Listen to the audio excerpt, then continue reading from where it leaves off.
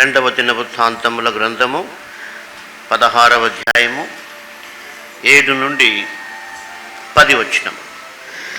ఆ కాలమందు దీర్ఘదర్శి అయిన హనాని యూదారాజైన ఆసా యొద్దకు వచ్చి అతనితో ఇలాగు ప్రకటించెను, నీవు నీ దేవుడైన యెహోవాను నమ్ముకొనక సిరియా రాజును నమ్ముకొంటివే. సిరియా రాజు యొక్క సైన్యము నీ వశము నుండి తప్పించుకొని పోయెను. బహు విస్తారమైన రథములను గుర్రపు రౌతులను గల కూషీయులను లూబీయులను గొప్ప దండే వచ్చిరి కదా. ఆయనను నీవు యెహోవాను నమ్ముకొనినందున ఆయన వారిని నీ చేతికి అప్పగించెను. తన ఎడల యథార్థ హృదయము గల వారిని బలపరచుటకై యెహోవా కనుదృష్టి లోకమందంతట సంచారము చేయుచున్నది. ఈ విషయమందు నీవు మతి తప్పి ప్రవర్తించితివి గనుక ఇది మొదలుకొని నీకు యుద్ధములే కలుగును. ఆ దీర్ఘదర్శి అట్లు ప్రకటించినందుకు ఆసా అతని మీద కోపగించి రౌద్రము చూపి అతనిని బందీ గృహములో వేసెను. ఇదియుగాక ఆ సమయమందే ఆసా జనులలో కొందరిని బాధపరిచెను. పరిశుద్ధ గ్రంథంలో ఆసా అన్నటువంటి రాజు దేవుణ్ణి నమ్ముకున్నటువంటి విశ్వాసికి సాదృశ్యంగా ఉన్నాడు. ఆయన రాజ్యానికి వచ్చినప్పుడు దేవుని చిత్త ప్రకారం దేవునికి ఇష్టము కానివన్నీ తీసివేసి దేవుని చిత్తం చేయాలని ఆయన పైన ఆధారపడి జీవించినటువంటి ఒక గొప్ప విశ్వాసం.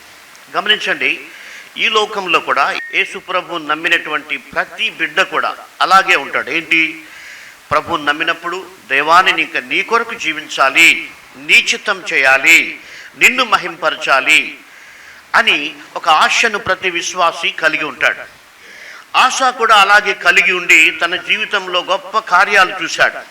దేవుని పైన ఆధారపడి ఒక గొప్ప సైన్యంపై ఆయన అద్భుతమైనటువంటి విజయం పొందుతాడు. చాలా అనుభవాలు ఉన్నాయి. దేవుడు చాలా సహాయం చేశాడు. ఇది కూడా మన జీవితాల్లో మనకు తెలుసు. మనం యేసు ప్రభువుని నమ్మిన తర్వాత ఆయన మన జీవితాల్లో ఎన్నో సహాయాలు చేసి ఉంటాడు, ఎన్నో మేళ్ళు మనం చూసి ఉంటాం.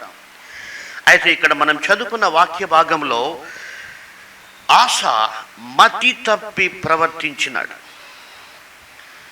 హనాని అన్నటువంటి ఒక ప్రవక్త వచ్చి ఆసా ఒక విషయంలో ఆయన చేసినటువంటి పనిని చూసి, ఆయన యొక్క ప్రవర్తనను చూసి ఆయన ఏమంటున్నాడంటే, ఈ విషయములో నీవు మతి తప్పి ప్రవర్తించితివి.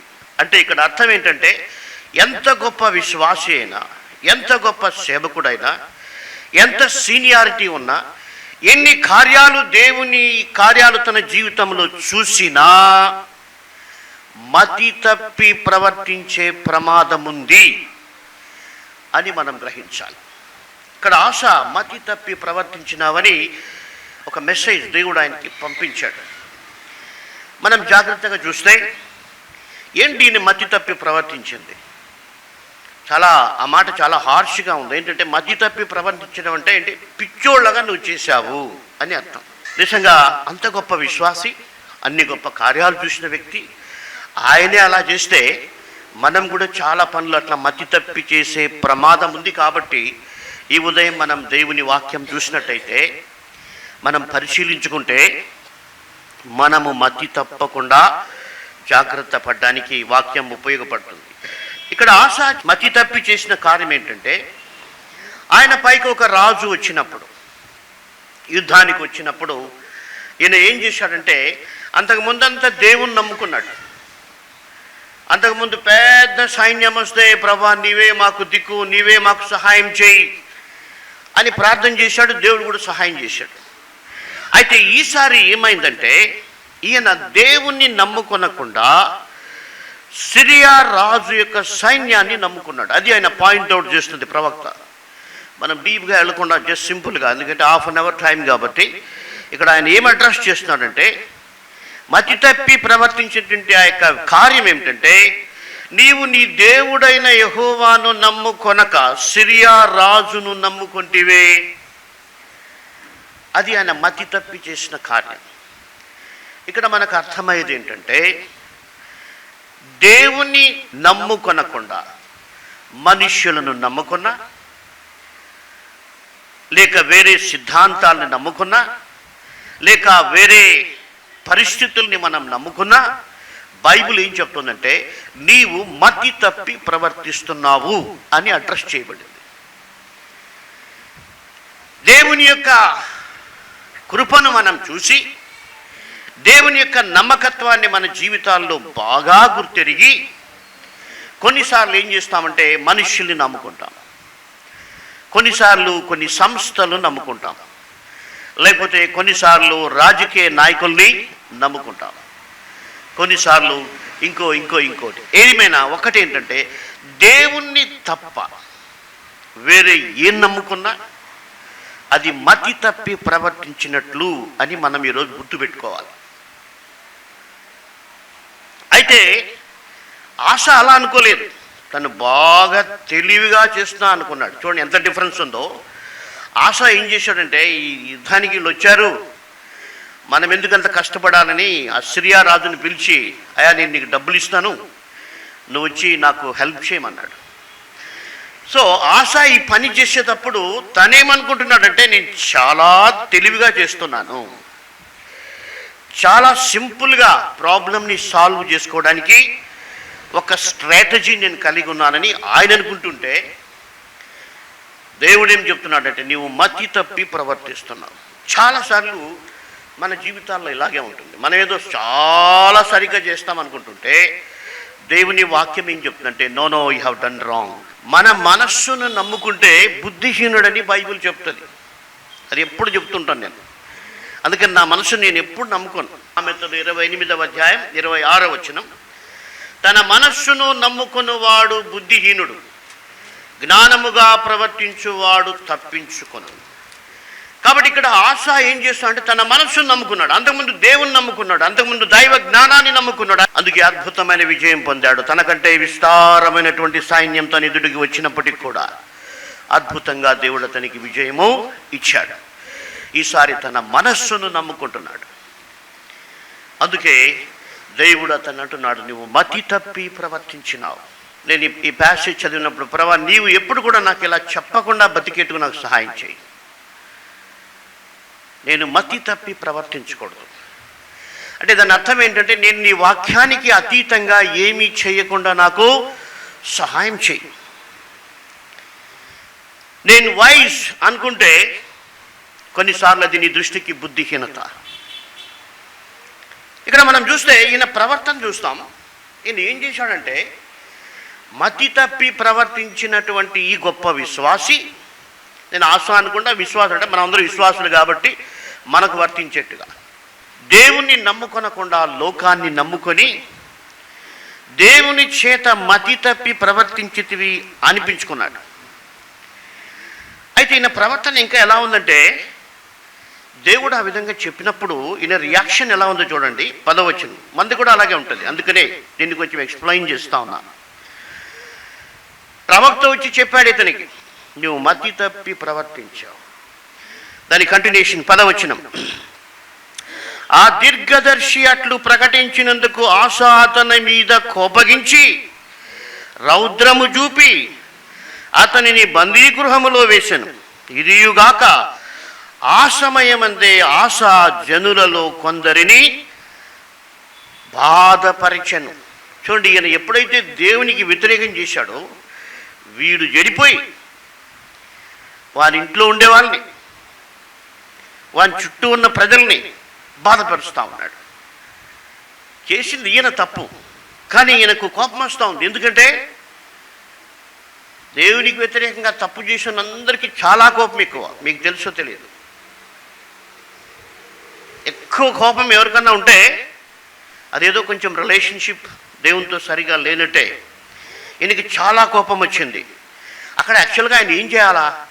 వెంటనే ప్రభా నన్ను క్షమించండి, అవును నాయనా నువ్వు నాకు ఎంతో మేలు చేశావు, నేను నిన్ను నమ్ముకున్నప్పుడు నాకు ఏం కష్టం రాలేదు, నాకు మంచిగా మీరు సహాయం చేశారు అన్నట్టుగానే మతి తప్పి నేను పొరపాటు చేశాను నాయనా నన్ను క్షమించండి అని చెప్పాల్సిన ఈ విశ్వాసి ఈయన ఏం చేస్తున్నాడంటే ఎవరైతే హెచ్చరించారో అతన్ని పట్టుకొని బందీ గృహంలో అంటే చెరసాలలో వేశాడు. అంతేకాకుండా ఇంకా వేరే వాళ్ళందరినీ బాధ పెడతా ఉన్నాడు. అంటే మనిషి రియాక్షన్ ఎలా ఉంటుందంటే రెండు రకాలుగా ఉంటుంది. Either you will surrender to God or you will behave like again మతి తప్పిన మనిషి. ఇప్పుడు నిరూపించుకుంటున్నాడు ఆయన మతి తప్పి ప్రవర్తించినాడు అని. కాబట్టి మన జీవితంలో మన రియాక్షన్, దేవుని వాక్యం మన దగ్గరకు వచ్చినప్పుడు, దేవుని వాక్యం నిన్ను హెచ్చరించినప్పుడు నువ్వు దానికి లోబడకపోతే నువ్వు ఇంకా పిచ్చోడైపోతావు. That is the problem. Already పిచ్చి పని చేశాడు ఇక్కడ ఆశ. ఇప్పుడు ఆయన సరి చేసుకుని ఉంటే ఆ పిచ్చి నుంచి బయట వచ్చేవాడు. అయితే ఆయన సరి చేసుకోకుండా పోయినందుకు ఏమైందంటే ఇంకా పిచ్చోడైపోయాడు. అందుకని విశ్వాసులు ఇంకా ఎందుకు అవిశ్వాసులు అయిపోతున్నారు? విశ్వాసులు ఇంకా ఎందుకు బలహీనలు అయిపోతున్నారు? విశ్వాసులు ఎందుకు ఇంకా విశ్వాసంలో దిగజారిపోతున్నారంటే కారణం దేవుని వాక్యానికి వారు సరిగా స్పందించటం లేదు. ఈయన కోపం వస్తుంది. బైబిల్ ఏం చెప్తుందంటే ఒక వ్యక్తి తప్పు చేస్తే ఆ వ్యక్తికి కోపం వస్తుందని బైబిల్ చెప్తుంది. సామెతల గ్రంథం 19వ అధ్యాయం మనం చూస్తే 2-3 వచనాలు. ఒకడు తెలివి లేకుండుట మంచిది కాదు, తొందరపడి నడుచువాడు దారి తప్పిపోవును. ఒకని మూర్ఖత, ఈ మాట గమనించండి, ఒకని మూర్ఖత వాని ప్రవర్తనను తారుమారు చేయును. అట్టివాడు హృదయమున యెహోవా మీద కోపగించును. గమనించండి, ఆశా మూర్ఖత వాని ప్రవర్తన తారుమారు చేసింది. ఇప్పుడు ఆయన దేవుని పైన కోపడుతున్నాడు, తన ఇంట్లో వాళ్ళ పైన కోపడుతున్నాడు, తన ఇరుగు పొరుగు వారి పైన కోపడుతున్నాడు. ఆయన మహాజ్ఞాని. ఆయన లైఫ్లో కూడా ఇది చూశాడు. భార్యలు చెప్పిన మాట విని ఆయన కూడా కొంచెం మతి తప్పి ప్రవర్తించి ఇవన్నీ ఎక్స్పీరియన్స్ చేశాడు. అందుకే చాలా మంచిగా ఒక్క మాటతో ఆయన చెప్తా ఉన్నాడు.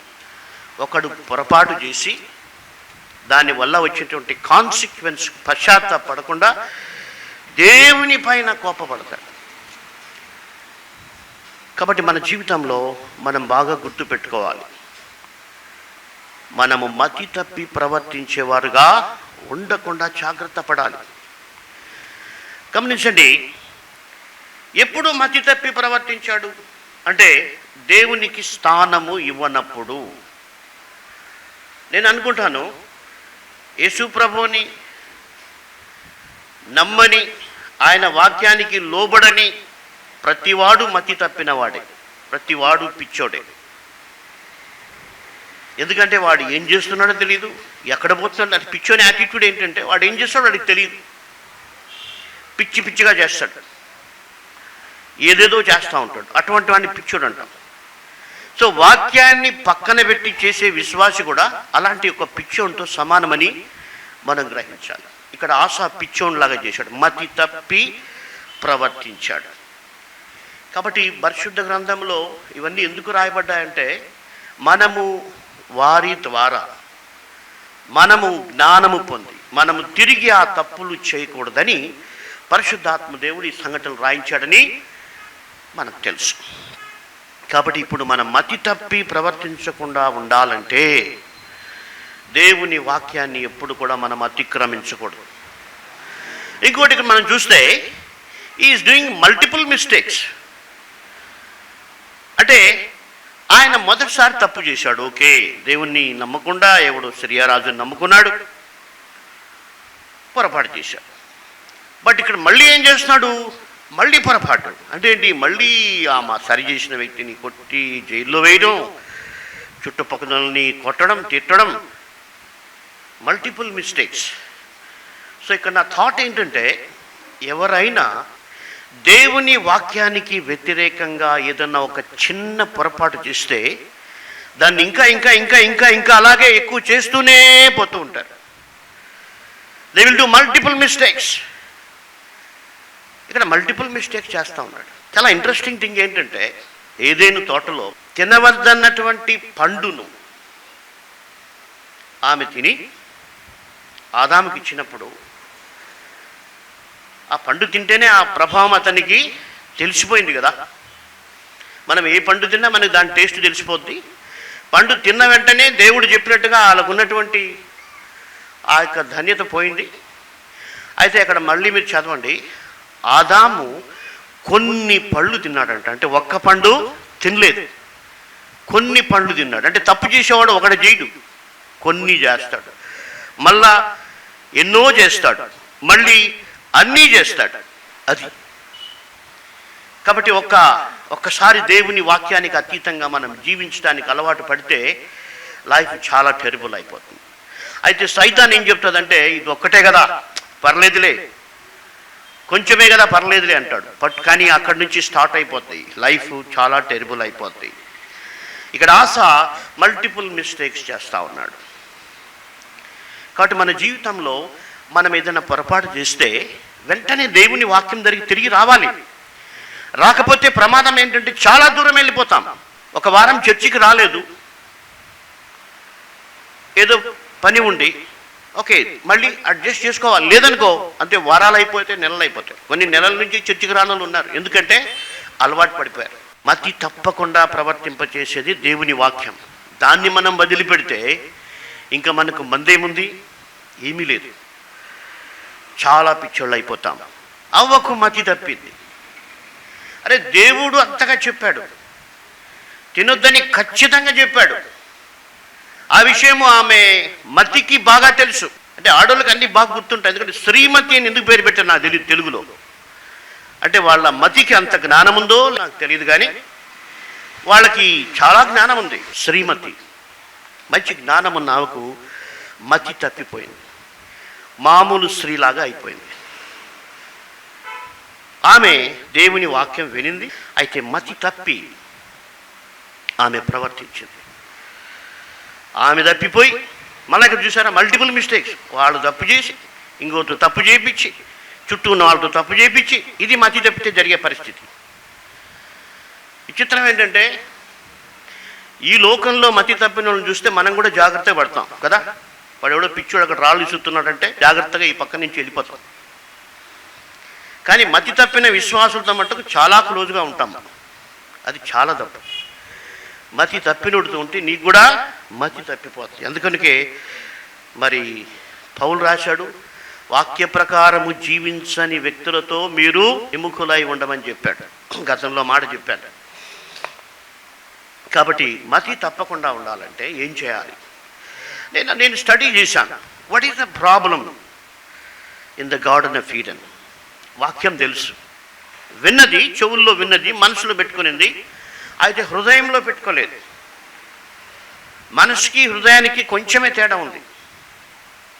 మనసులో ఉంటే మర్చిపోతాం, హృదయంలో ఉంటే మర్చిపోయే అవకాశం లేదు. అందుకే భక్తుడు అన్నాడు, నీ ఎదుట నేను పాపము చేయకున్నట్లు నా హృదయంలో నీ వాక్యము ఉంచుకొని అన్నాను. కాబట్టి అవ్వకు మతిలో ఉంది, కానీ హృదయంలో లేదు. మతి తప్పిపోయే ప్రమాదం ఉంది. చాలా కుటుంబాల్లో ఎందుకు సమాధానం లేదంటే, even if one fellow does some mistake, మొత్తం కుటుంబాన్ని అంతా కూడా డిస్టర్బ్ చేసేస్తారు. ఇప్పుడు ఆయన పొరపాటు చేసింది ఆశ, ఆ ప్రవక్త ఏం తప్పు చేయలే, ఆయన చుట్టూ ఉన్న జనులు ఏం తప్పు చేయలే, వీడు తప్పు చేసి మొత్తం అందరినీ ఇబ్బంది పెడుతున్నాడు. కాబట్టి మనం జాగ్రత్తగా ఉండాలి. మనము మతి తప్పితే మనం పిచ్చోళ్ళలాగా వేరే వాళ్ళని కూడా బాధించే ప్రమాదము ఉంది. దీన్ని కంట్రోల్ చేసేది ఎలాగంటే దేవుని వాక్యమే. ఆయన వాక్యం మన హృదయంలో పెట్టుకోవాలి. మనం చేస్తున్న పనులన్నీ కూడా వాక్య వెలుగులో పరిశీలించుకోవాలి. ఒకవేళ ఆశ సరే ప్రాబ్లం వచ్చింది, ఇప్పుడు ఏం చేయాలి అని దేవుని దగ్గర కూర్చొని ప్రార్థన చేసి ఉంటే ఆయనకు దేవుడు గుర్తు చేసి ఉంటాడు, ఇంతకుముందు దీనికంటే పెద్ద యుద్ధం వచ్చిందే కదా. అయితే ప్రభు నువ్వు ప్రార్థన చేసినప్పుడు దేవుడు నీకు సహాయం చేశాడు, కాబట్టి నీకు సిరియా రాజు అవసరం లేదు అని ఆయనకు ఒక నడిపింపు వచ్చి ఉంటుంది. అయితే మనం ఎక్కువ మన మనసుతో అన్ని విషయాలు ఆలోచన చేస్తాం, కానీ దేవుని వాక్యాన్ని ఆలోచన చేయం. కాబట్టి మన జీవితంలో దేవుని వాక్యము మనలో లేకపోతే మనం పిచ్చోళ్ళు అయ్యే ప్రమాదం ఉందని నేను చెప్తా ఉన్నాను. ఇక్కడ ఆశ కూడా అదే అనుకున్నాడు, I'm a brilliant man, I have a wonderful idea అనుకొని సిరియా రాజుతో సహాయం చేశాడు. దేవుడు వచ్చినాడు, నువ్వు పిచ్చోడు అన్నాడు, మతి తప్పింది అన్నాడు. సౌలు కూడా అనుకున్నాడు, ఈ పెద్దవన్నీ కూడా మంచిగా బలిసినవన్నీ కూడా మనం దాచిపెట్టి దేవునికి బలి ఇస్తే చాలా బాగుంటుంది అనుకున్నాడు. ఈ థాట్ ఈ వాజ్ బ్రిలియంట్. అయితే సమూయేలు ప్రవక్త వచ్చి, నువ్వు బుద్ధి లేని పని చేశావు, దేవుడు వద్దన్న పని చేశావు, నువ్వు కాబట్టి రాజ్యం నీ దగ్గర నుండి తీసివేయబడుతుందని ఆడ చెప్పాడు. అలా మనం బైబిల్లో చాలా క్యారెక్టర్స్ చూస్తే వాళ్ళు చేసినప్పుడు they thought wonderful, but ultimately they were against to God, they were against to the word of God. కాబట్టి మనం చాలా జాగ్రత్తగా ఉండాలి. మన మనసుకి ఏదేదో అనిపిస్తే అంతా నమ్మకూడదు. చాలామంది ఖైదీల మధ్య సేవ చేశాను, ఇప్పుడు కూడా చేస్తున్నాను. కాకపోతే ఒకప్పుడు ఫుల్ టైం చేసేవాడిని. Anantapur central jail, open central జైల్లో ఒకసారి వెళ్ళినప్పుడు అక్కడ అందరినీ most of the people are murderers. అంటే ఏంటి, హత్య చేసిన వాళ్ళే సపరేట్గా అక్కడ పెడతారు. వాళ్ళు మనుషులు కూడా చాలా జైగాంటిక్ ఉంటారు, మంచి హైటు, బాగా బలంగా ఉంటారు.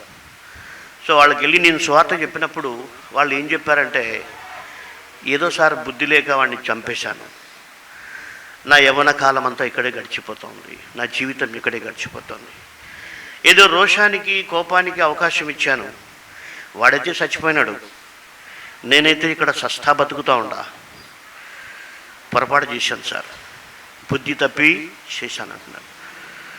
అంటే ఏంటి, చేసేటప్పుడు అనిపించలేదు వాడికి, చేసేటప్పుడు భలే ఉంటుంది ఇట్లా చేస్తే అనుకున్నాడు.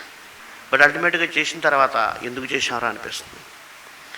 సో కాబట్టి మన జీవితంలో దేవుని వాక్యాన్ని మనం చాలా గౌరవించాలి, దేవుని వాక్యం వినాలి. దావీదు కూడా తన జీవితంలో ఒకసారి మతి తప్పి ప్రవర్తించాడు, బత్షెబతో పాపం చేశాడు. అగైన్ ఇక్కడ చూడండి, ఆయన మళ్ళీ మల్టిపుల్ మిస్టేక్స్ చేస్తా ఉన్నాడు. That's my thought. You should understand, if someone does some mistake, he will not end there, he will continue to do more and more mistakes. ఆస అలాగే చేశాడు, అవ్వ అలాగే చేసింది, ఆదాం అలాగే చేశాడు, సౌలు అలాగే చేశాడు. అంటే దావీదు కూడా సరే బత్షెబతో పాపం చేశాడు. ఆ తర్వాత ఆయనకి మళ్ళీ ఒక బ్రిలియంట్ ఐడియా వచ్చింది. ఏంటా బ్రిలియంట్ ఐడియా అంటే, బత్షెబ భర్తను చంపేస్తే తను లీగల్గా ఆమెను పెళ్లి చేసుకోవచ్చు. ఎందుకంటే ధర్మశాస్త్ర ప్రకారము భర్త లేని భార్యను పెళ్లి చేసుకోవచ్చు. ఇప్పుడేనేమో తప్పు చేశాడు. ఆయన వెంటనే సైతాను ఆయన ఏం చేసినట్టే ఒక బ్రిలియంట్ ఐడియా పెట్టింది ఆయనలోన. డోంట్ వరీ, నువ్వు బత్షెబ భర్తను యుద్ధంలో చంపించేస్తే అప్పుడు నువ్వు డైరెక్ట్గా పెళ్లి చేసుకోవచ్చు, అంతా కూడా అడ్జస్ట్ అయిపోతుంది అన్న థాట్ ఆయనకు వచ్చింది.